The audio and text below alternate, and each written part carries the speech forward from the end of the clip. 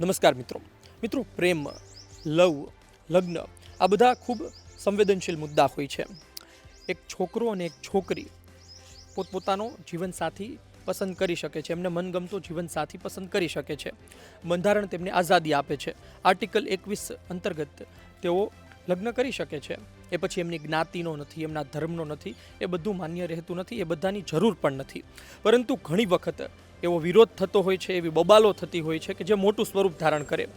આજે હું જે જગ્યાએ છું, જે ગામ પર છું, એમાંનું જે ગામ છે, ગામનું નામ તમે વાંચી શકો છો, ઊન ગામનું નામ છે.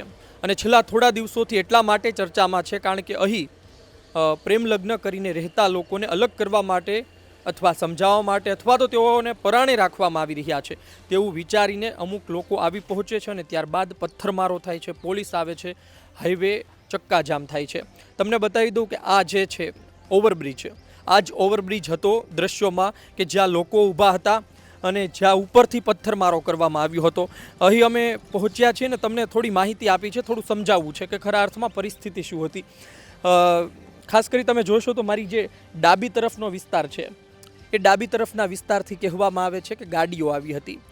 બે તરફની વાત છે. એક તરફની વાત એફઆઈઆરમાં છે ને બીજી તરફની વાત જે વિરોધ કરવામાં આવી રહ્યો છે. એફઆઈઆરમાં તેવું છે કે ભાઈ અમુક ટોળું આવે છે અને તે પથ્થરમારો કરે છે. કંકુબેન ઘરે નથી, એટલે કંકુબેન ચૌધરી ઘરે નથી તેવું સમજાવવામાં આવે છે આગેવાનો દ્વારા, છતાં પણ સમજતા નથી.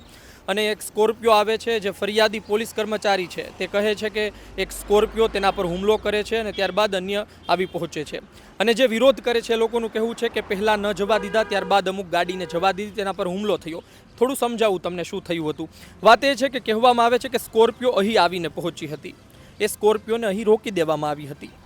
પરંતુ બીજી જે ગાડી છે, એક ગાડીના દ્રશ્યો આવ્યા હતા, સફેદ ગાડી પર હુમલો કરવામાં આવે છે. એ સફેદ ગાડી આ બાજુનો વિસ્તાર છે ત્યાંથી ફરીને, એટલે કે બીજા રસ્તે થઈને તે ઊન ગામમાં અંદર પહોંચી હતી. તમે ઊન ગામમાં અંદરના દ્રશ્યો જોઈ શકો છો. આ અંદર ઘણા રબારી સમાજના ઘર પણ છે અને ત્યાં એ ગાડી પહોંચી અને ત્યારબાદ ઘર્ષણ થયું હતું. આપણે ત્યાં પણ જઈએ કઈ જગ્યાએ ઘર્ષણ થયું હતું અને વધુ સ્થિતિ શું સર્જાણી હતી જેનાથી તમને વધુ ખબર પડે. દર્શક મિત્રો, આપણે થોડા આગળ આવી ચૂક્યા છીએ. તમને ફરી એક વખત પાછળના દ્રશ્યો બતાવી દઉં. તમને એ બ્રિજ બતાતો હશે, પાલનપુર નેશનલ હાઈવે છે અને મેં તમને ત્યાંથી જ વાત કરી હતી અને ત્યાંથી પથ્થરમારો થયો હતો. મેં તમને એ પણ કહ્યું હતું કે ત્યાં સ્કોર્પિયો ઊભી રાખવામાં આવી હતી, જે પ્રકારે અમને અહીંથી માહિતી મળી રહી છે. પરંતુ મેં તમને એ પણ કહ્યું હતું કે બીજી ગાડી બીજા રસ્તેથી સફેદ કલરની આવી પહોંચી હતી અને ત્યારબાદ તેના પર પણ હુમલો થયો હતો. એ ગાડી આ રસ્તેથી આવી હતી. જે પ્રકારે માહિતી મળી રહી છે તમે જોઈ શકો છો, જે આ ટુ વ્હીલર આવી રહી છે, બસ એ જ રસ્તેથી એ સફેદ ગાડી આવી હતી અને ત્યારબાદ અહીં તમે જોઈ શકો છો ઘણી ગાયો ઊભી છે. બસ ત્યાં આવી અને ત્યારબાદ તેના પર હુમલો થયો હતો.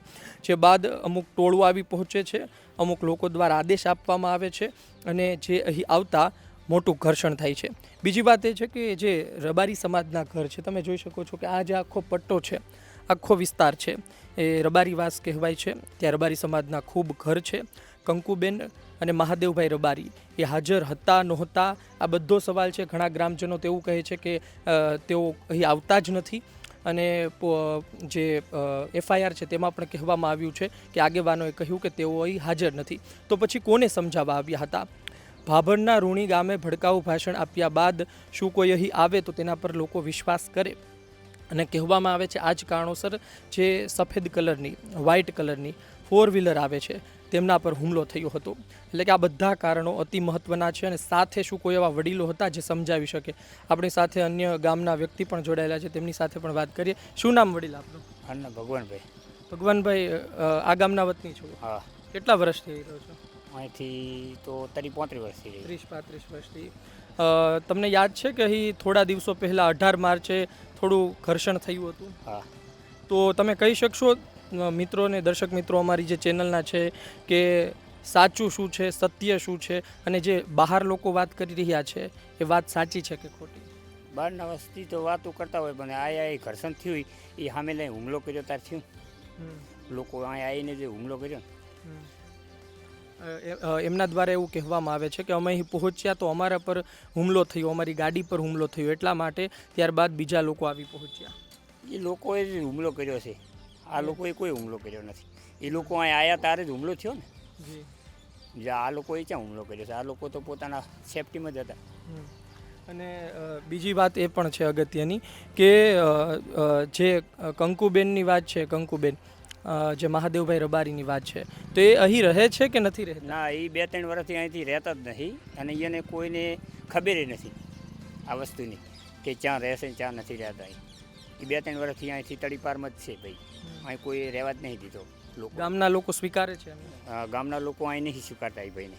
અને જે એ લોકો એવું કહે છે કે અમે સમજાવવા માટે આવ્યા હતા કંકુબેનને, તો કંકુબેન હતા જ નહીં તો સમજાવવાની વાત ક્યાંથી આવે? એ લોકો એમ કહેતા હોય કે સમજાવ્યા હોય તો એને 5-10 માણસો વડીલોને મેળવા પડે. આમ આખું જૂથ અથડામણમાં અવરાય નહીં. એના માટે આ ખોટું જ છે. કોઈ પણ ગામ પર જવું એ ગેરવ્યાજબી છે. અને એવા પણ આરોપ લગાડવામાં આવી રહ્યા છે કે ગાડીઓના કાચ તોડી નાખવામાં આવ્યા છે અને જે પોલીસ પ્રશાસન છે એમણે પણ ભેદભાવ કર્યો છે. તમને લાગે છે કે પોલીસે ભેદભાવ કર્યો જ નથી. પોલીસે તો પોતાને વિખેરવા માટેનું ટોળું જ એણે કર્યું છે. એ ખોટું કહે છે. આ લોકો કહે ને એ ખોટું જ છે.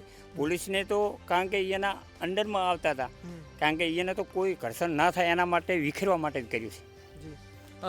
અમને જે માહિતી મળી છે એ મુજબ આ જે રસ્તો છે આગળ, ત્યાં એક સ્કોર્પિયો કારને ઊભી રાખવામાં આવી હતી અને જે વ્હાઇટ કારની વાત છે, સફેદ ગાડી કે જેને મારતા હોય, જેને તોડતા હોય એવો વિડીયો વાયરલ છે, એ અહીંથી આવી હતી. આપનું શું કહેવું છે કે ક્યાંથી આવી હતી ગાડી? કઈ માહિતી? એ ગાડીની માહિતી મને નથી. એ ગાડી આવી છે પણ આપણે તો અહીંયા હાજર નતા, શું કહીએ?